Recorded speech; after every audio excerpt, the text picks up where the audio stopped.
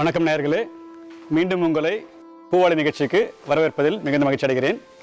இன்றைக்கி நம்ம பார்க்க போகிறது இயற்கை விவசாயத்தில் ஒரு பங்கான நாட்டு மாடு வளர்ப்பும் அதனுடைய பயன்களை பற்றி தான். இயற்கை விவசாயம் முடிவு பண்ண உடனே முதல்ல நம்ம பண்ணுற வேலை வந்து நாட்டு மாடுகளை வாங்கி அதுக்கு தேவையான சாணியையும் கோமியத்தையும் கலெக்ட் பண்ணி உபயோகப்படுத்துறது தான். அந்த வகையில் நம்மளோட இயற்கை பண்ணைக்கு முதல்ல நாங்கள் வாங்கினதும் இந்த நாட்டு மாடுகள் தான். நீங்கள் பார்க்குற நாட்டு மாடுகள் எல்லாமே பியூர் பிரீட் நேட்டிவ் தேசி கவுஸ்ன்னு சொல்லுவாங்க. அதாவது ஒரிஜினலான நாட்டு மாடுகள்.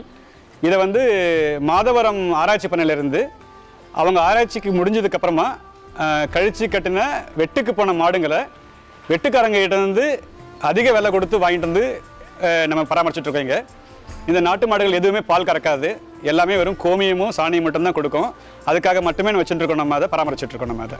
ஸோ இது வந்து ஒரு ஜீவகாரண்யமாக பண்ணுற நம்ம அதை. அதே சமயத்தில் நம்ம கொடுக்குற உணவுகளுக்கும் நம்ம கொடுக்குற பாதுகாப்புக்கும் பலனாக அந்த மாடுகளும் நமக்கு வந்து அதோட சாணியத்தை கோமியத்தை கொடுக்குது. நமக்கு அதுவே வந்து ரொம்ப சந்தோஷமாக இருக்குது. அந்த மாடுகளையும் நம்ம வளமாக பாதுகாத்துட்டு இருக்கோம் நம்ம அதை. இந்த சாணியையும் கோமியத்திலிருந்து நம்ம வந்து நிறைய இடுபொருட்கள் தயார் பண்ணுறோம். அதில் முக்கியமான இடுபொருள் பார்த்தீங்க அப்படின்னா செறிவூட்டப்பட்ட நாட்டு மாட்டு கோமியம், கோமூத்திரம்னு சொல்லுவோம் நம்ம அதை. இது வந்து வெறும் கோமூத்திரம் மட்டும் கொடுக்காம அந்த கோமூத்திரத்தில் நிறைய மூலிகைகளையும் இணைச்சி அதோட சாரையும் கலந்து கொடுக்கறதுனால செடிகளுக்கு தெளிக்கும் பொழுது செடிங்க வந்து நல்ல நோய் எதிர்ப்பு சக்தியோடையும் பூச்சி விரட்டியாகவும் பயன்படுது. இது செறிவூட்டப்பட்ட கோமியம் அப்படின்னா என்ன, அதே மாதிரி செறிவூட்டப்பட்ட கோமியத்திலேருந்து இப்போ தயாரிக்கிற பூச்சி விரட்டினா என்ன அப்படின்னு பார்ப்போம். நம்ம இப்போது நம்ம ஈவினிங்கில் கலெக்ட் பண்ணுற அந்த கோமியத்தை அடுத்த நாள் காலையில் சேர்க்குறோம் ஒரு ட்ரம்மில். நம்ம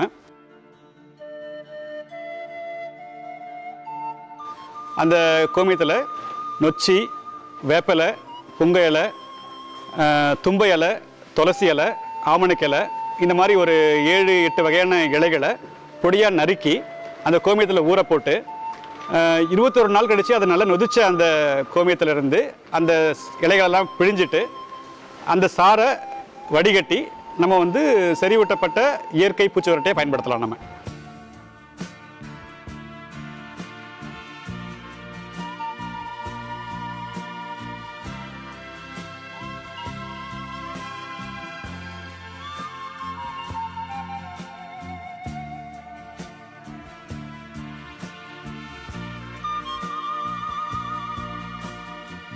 இப்போ அது முழுகிற அளவுக்கு நம்ம கோமியத்தை ஊற்றுவோம். நம்ம அதை இந்த நாட்டு மாட்டு கோமியம் நம்ம அங்கேருந்து கலெக்ட் பண்ண கோமியம் அது.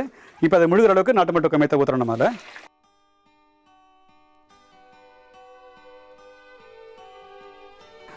இப்போ நீங்கள் பார்த்துருக்கிறது வந்து பார்த்தீங்க அப்படின்னா எல்லா இலைகளையும் போட்டு அது முழுகிற அளவுக்கு நம்ம கோமியத்தை ஊற்றிருக்கோம். நம்ம நாட்டு மாட்டு கோமியத்தை ஊற்றிருக்கோம். இது இப்படியே என்ன பண்ணுவோம், இது மூடி ஒரு வெள்ளை துணியோ இல்லை காடா துணியோ போட்டு இதை மூடி வச்சிட்டோம் அப்படின்னா 21 நாளில் பார்த்தீங்க அப்படின்னா அந்த எல்லா இலைகளும் அந்த கோமியத்தோடு நொதிச்சு போய் ஒரு மாதிரி பொங்கி வந்திருக்கும். அது அந்த சமயத்தில் பார்த்தீங்கன்னா எல்லாமே ஃபுல்லாக ஃபெர்மெண்ட் ஆகிட்டு அந்த இலைகளோட எல்லா சத்துக்களுமே அந்த கோமியத்தில் போய் சேர்ந்துருக்கும். போயிட்டு அது எடுக்கும்பொழுது கடைசியில் என்ன பண்ணுவோம், அது எல்லாத்தையும் ஒரு கையில் கசக்கி புழிஞ்சி வெளியில் எடுத்து போட்டுட்டு அந்த கோமியத்தை எடுத்து ஃபில்டர் பண்ணி அதை நம்ம வந்து இயற்கை பூச்சி விரட்டியாகவும் நோய் எதிர்ப்பு சக்திக்கு நல்ல ஒரு என்ரிச் பண்ண கோமியமாகவும் கொடுக்குறோம் நம்ம அதை. இது வந்து பார்த்திங்கன்னா எல்லா மாடி தோட்டத்துக்கும் வீட்டு தோட்டங்களுக்கும் ஒரு சிறந்த பூச்சி விரட்டியாகவும் சிறந்த நோய் எதிர்ப்பு சக்தி உள்ள ஒரு திரவமாக இருக்குன்றத நம்பிக்கை. இது நாங்கள் வந்து இதை பெரிய அளவில் எங்கள் பண்ணையில் யூஸ் பண்ணிகிட்டு இருக்கோம். நல்ல பலன் இருக்கிறதுக்கு.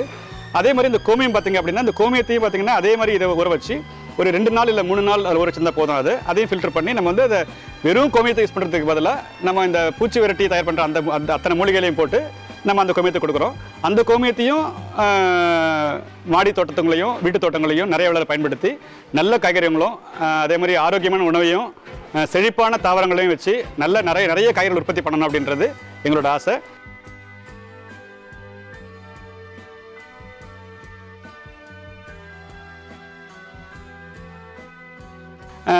இங்கே வந்து பார்த்தீங்கன்னா நீங்கள் பார்க்குறது வந்து ஒரு 5 வகையான நாட்டு மாடுகள்.